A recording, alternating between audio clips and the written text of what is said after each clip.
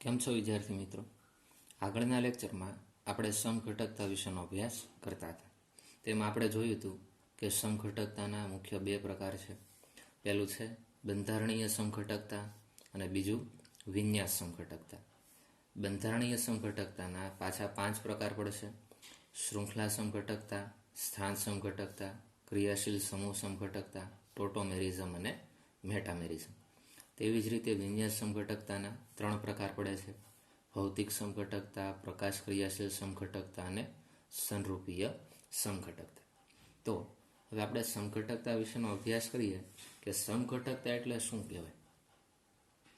તો તેની આપણે વ્યાખ્યા લખીએ. જો સમઘટકતા એટલે શું?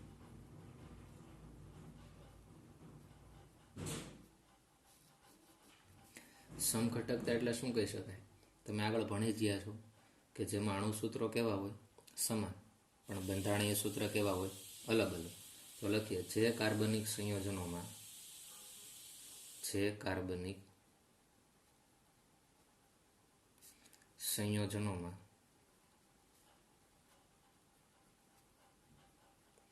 અણુસૂત્ર સમાન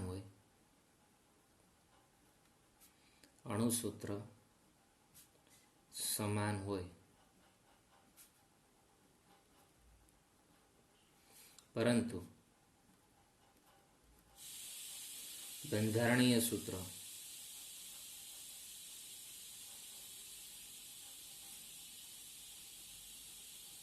કેવા જોવા મળશે આપણને? તો કે અલગ હોય. તેનું બંધારણ આપણે જ્યારે બનાવશું તો બંધારણ અલગ હશે. અણુસૂત્ર કેવા હોય? સરખા હોય. તેને એકબીજાના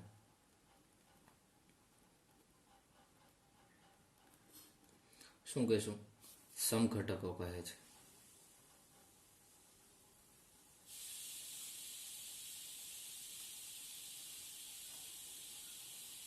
અને આ રીતે ઉદ્ભવતી જે ઘટના છે તેને આપણે શું કહીએ છીએ?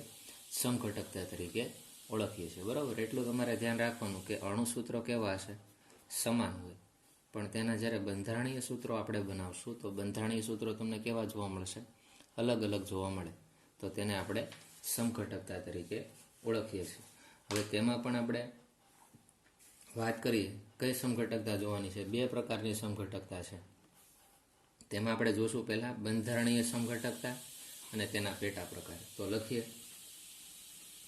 પહેલો ક્રમ આપણે આપીએ.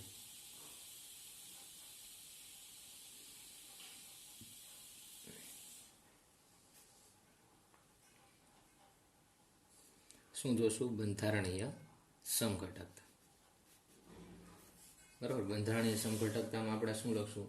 કે અણુસૂત્રો સમાન હશે, પરંતુ તેના બંધારણીય સૂત્ર કેવા હશે? જુદા જુદા હોય. એનો પોઈન્ટ લખીએ: અણુસૂત્ર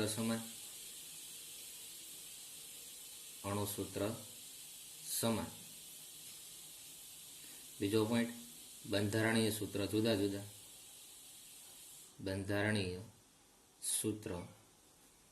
હોય. બરોબર? તેને આપણે શું કહેશું? તેના બંધારણીય સમઘટકો તરીકે ઓળખીએ છીએ. બીજું શું?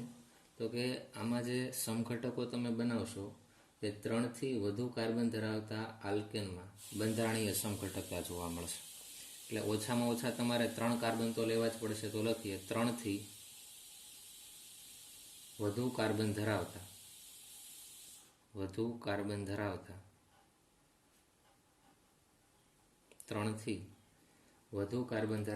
આલ્કેનમાં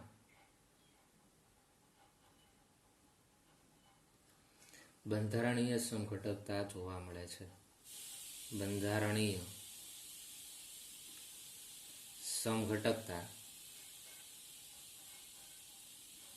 મળે છે.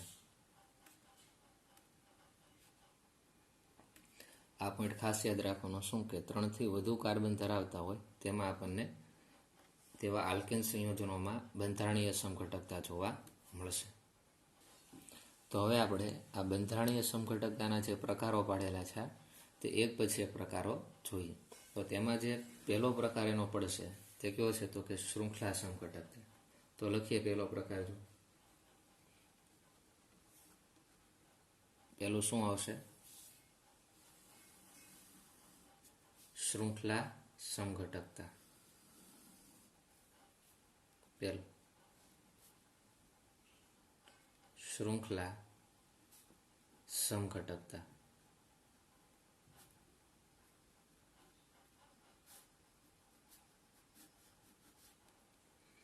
શૃંખલા સમઘટકતા કોને કહેવાય?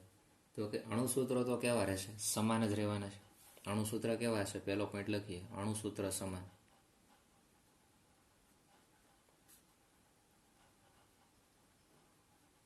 બીજું તો કે તેના બંધારણીય સૂત્ર જુદા જુદા હોય. બીજો પોઈન્ટ લખીએ, બંધારણીય સૂત્ર કેવા હોય? જુદા હોય. બરોબર, અણુસૂત્ર સમાન, બંધારણીય સૂત્ર જુદા, અને શાખાઓની સંખ્યા જુદી હોય. એમાં શૃંખલા હોય એટલે શાખાઓની સંખ્યા અલગ અલગ હોય. શાખાની સંખ્યા કેવી જોવા મળશે? તો કે જુદી જોવા મળે. તેને આપણે શૃંખલા સમઘટકતા તરીકે ઓળખશું. તેના એક્ઝામ્પલ જોઈએ. જો એક અણુસૂત્ર લખીએ, બરાબર, અણુસૂત્રો કેવા રહેવાના છે? સમાન. આલ્કેનનું એક અણુસૂત્ર લખીએ. જો આલ્કેન માટે આપણે સામાન્ય સૂત્ર શું લખીએ છીએ? જો આલ્કેનનું સામાન્ય સૂત્ર શું થાય?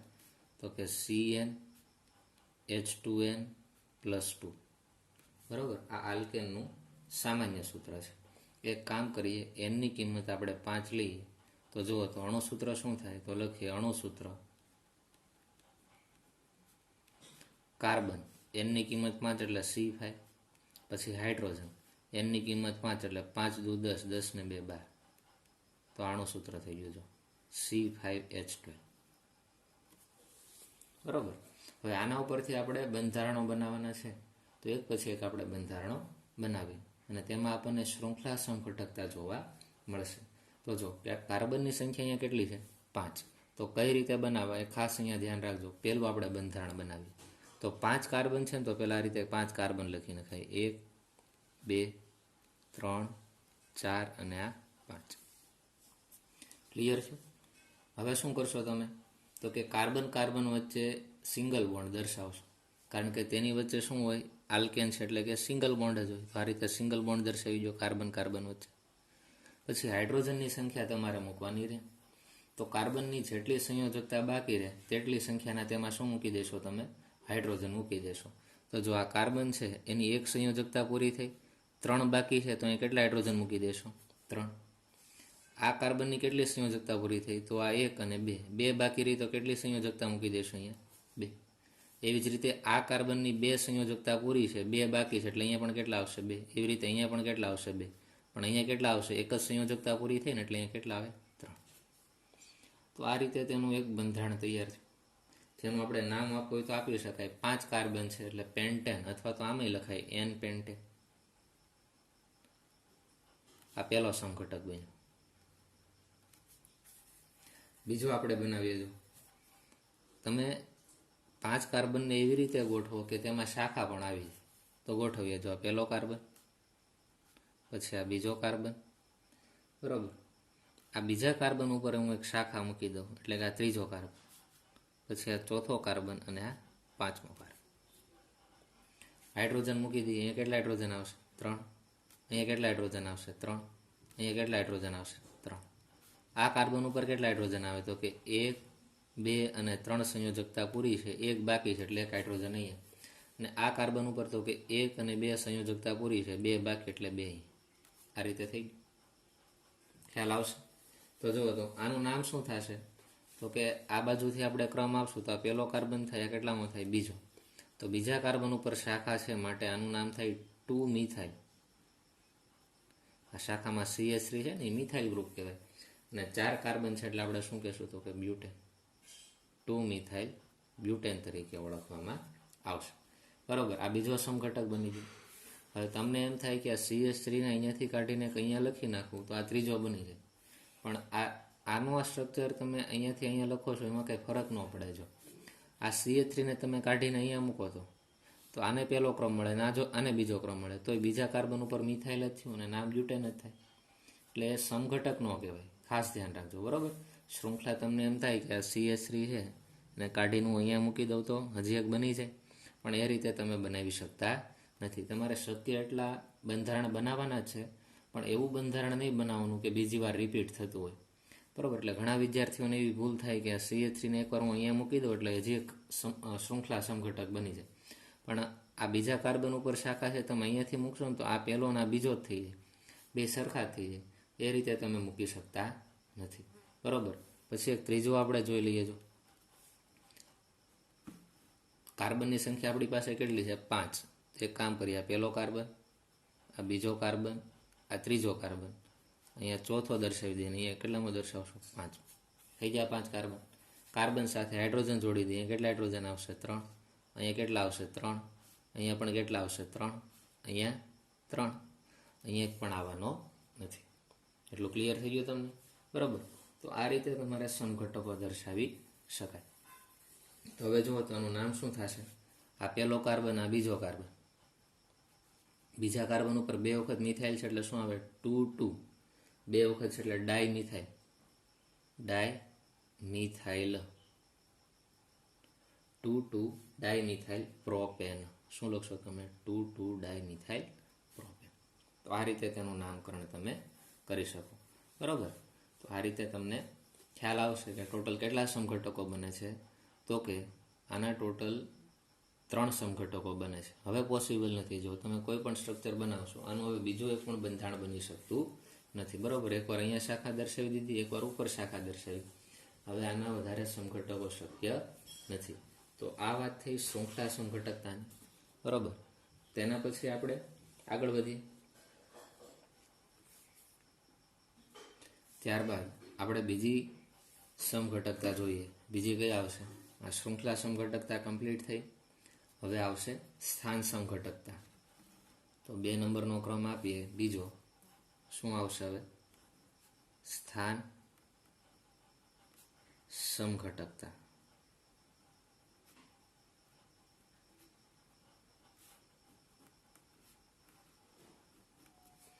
સ્થાન સમઘટકતા એટલે શું? તો પહેલો પોઈન્ટ આપણે લખીએ, અણુસૂત્ર સમાન હોય. અણુસૂત્ર કેવા હશે? સમાન. બીજો પોઈન્ટ, બંધારણીય સૂત્ર તો અલગ જ હોવાના છે.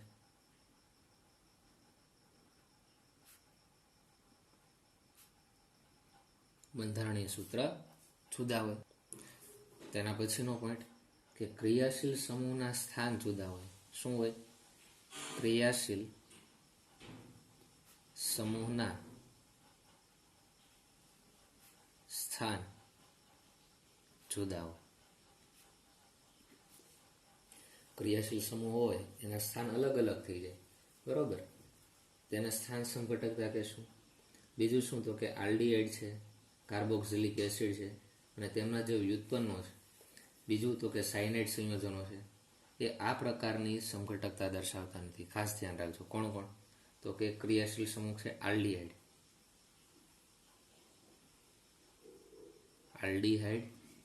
કાર્બોક્સિલિક એસિડ, બીજું શું આવશે? Carboxylic acid.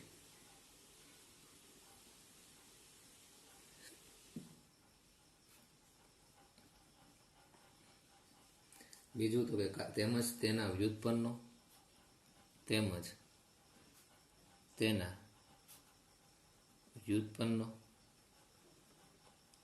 બીજું શું કીધું? સાયનાઇડ સંયોજનો. બીજા આવશે, કયા આવશે? ઓકે,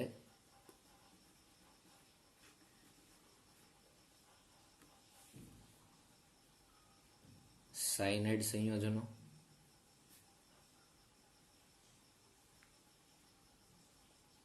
આ પ્રકારની સમઘટકતા દર્શાવતા નથી. આ પ્રકારની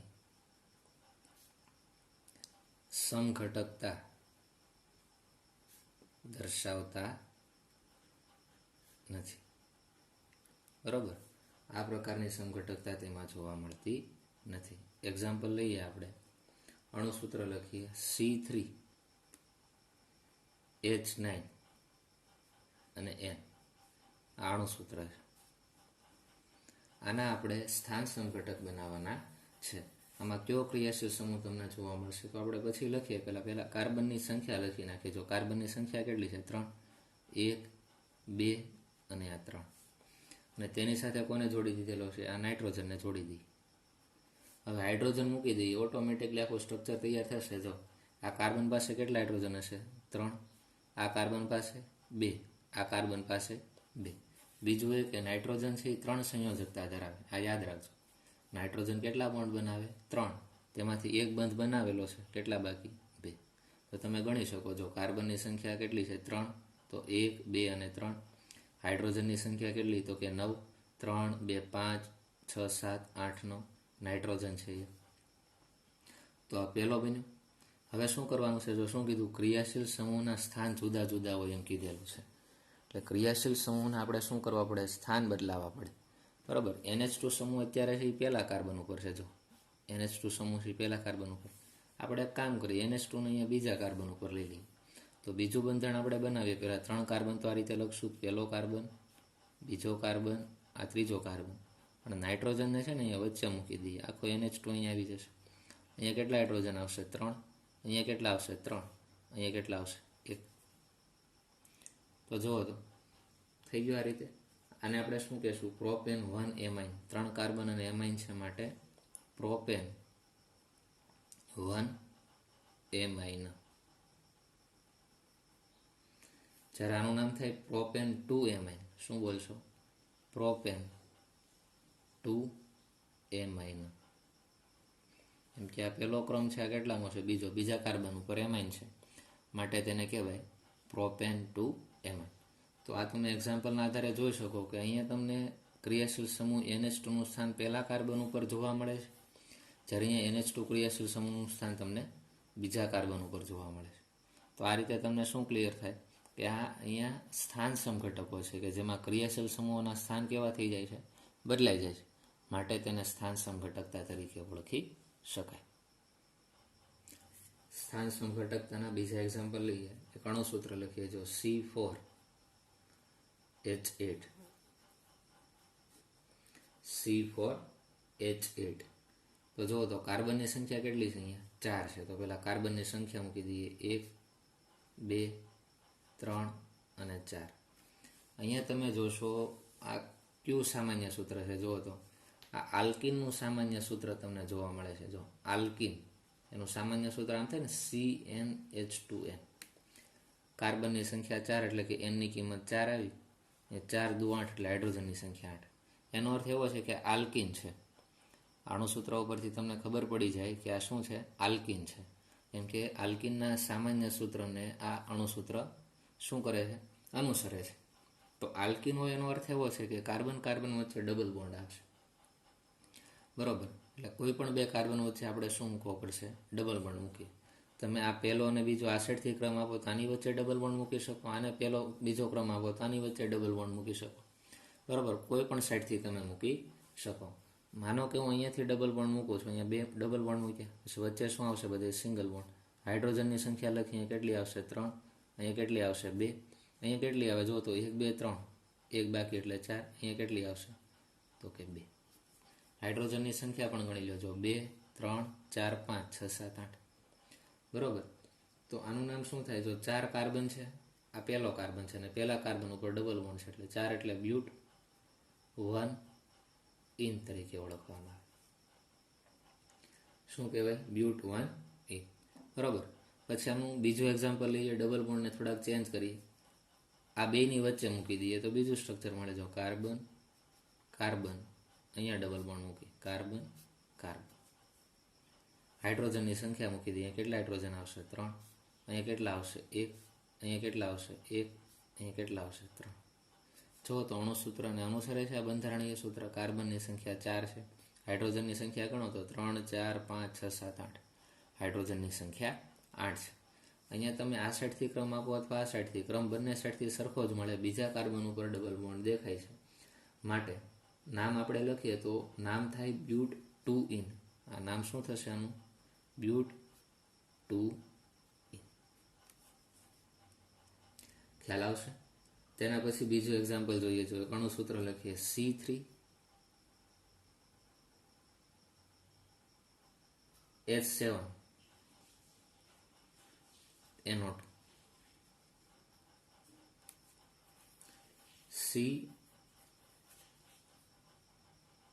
અહીંયા C7 છે. બરોબર. અને હાઇડ્રોજન અહીંયા 9 છે, C7H9. અહીંયા ચેન છે, આ રીતે નથી. કાર્બનની સંખ્યા 7, હાઇડ્રોજનની સંખ્યા 8 અને NO2 આપેલો છે. આ અણુસૂત્ર આપણને આપેલું છે, બરોબર. તો આના ઉપરથી આપણે શું બનાવવાના છે? તો કે સ્થાન સમઘટકો બનાવવાના છે. કાર્બનની સંખ્યા અહીંયા 7 દેખાય છે અને NO2 સમૂહ દેખાય.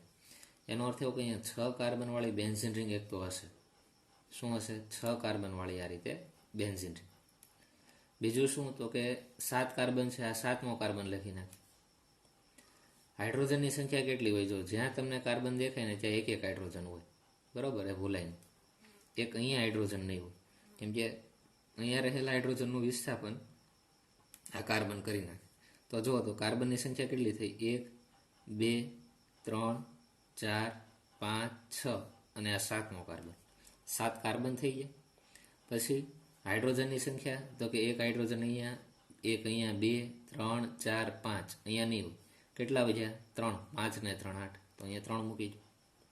NO2 સમૂહ છે, તો NO2 સમૂહને આપણે અહીંયા જોડી દઈએ. જો ક્યાં જોડી દઈએ? બરોબર. તો અહીંયાથી એક હાઇડ્રોજન ઓછો થશે ને, બરોબર. તો હાઇડ્રોજનની સંખ્યા અહીંયા ચેન્જ કરીએ આપણે. 8ની જગ્યાએ કેટલી કરી નાખીએ? તો કે હાઇડ્રોજનની સંખ્યા અહીંયા 8 નથી, 7 છે. કેટલી આવશે? 7. બરોબર. આ રીતે તેનું અણુસૂત્ર છે, C7H7NO2. બીજું સ્ટ્રક્ચર આનું બનાવીએ. કાંઈ કરવાનું નથી, NO2 ને ચેન્જ કરવાના છે. તો બીજું બંધારણ કંઈક આ રીતનું થશે, બેન્ઝીન રિંગ. તેમાં અહીંયા ઉપર શું આવશે? CH3 અને NO2 અહીંયા છે, એની જગ્યાએ અહીંયા મૂકી દઈએ NO2, બરોબર. અને ત્રીજું સ્ટ્રક્ચર બનાવીએ, બેન્ઝીન રિંગ. અહીંયા CH3 આવશે, NO2 એક્ઝેક્ટ આની સામે આવશે. તો અહીંયા તમને શું મળ્યા? તો કે 3 અલગ અલગ સ્થાન સમઘટકો મળ્યા. એકવાર NO2 ઓર્થો સ્થાન ઉપર જોડાણો, એકવાર મેટા સ્થાન ઉપર જોડાણો અને એકવાર ક્યાં જોડાણો? પેરા સ્થાન ઉપર જોડાણો છે. તેવી જ રીતે એક હોમવર્કમાં આપું છું તમને અણુસૂત્ર, તેના સ્થાન સમઘટકો બનાવજો. કાર્બનની સંખ્યા 4 છે, હાઇડ્રોજનની સંખ્યા 10 છે અને એક ઓક્સિજન છે. તમને એમ પણ કહી દઉં છું કે આમાં આલ્કોહોલ બનાવવાનો છે, એટલે OH ગ્રુપ આવવાનો છે. શું આવવાનો છે? OH ગ્રુપ આવશે. તો તે રીતે તમારે તેના સમઘટકો બનાવવાના રહેશે.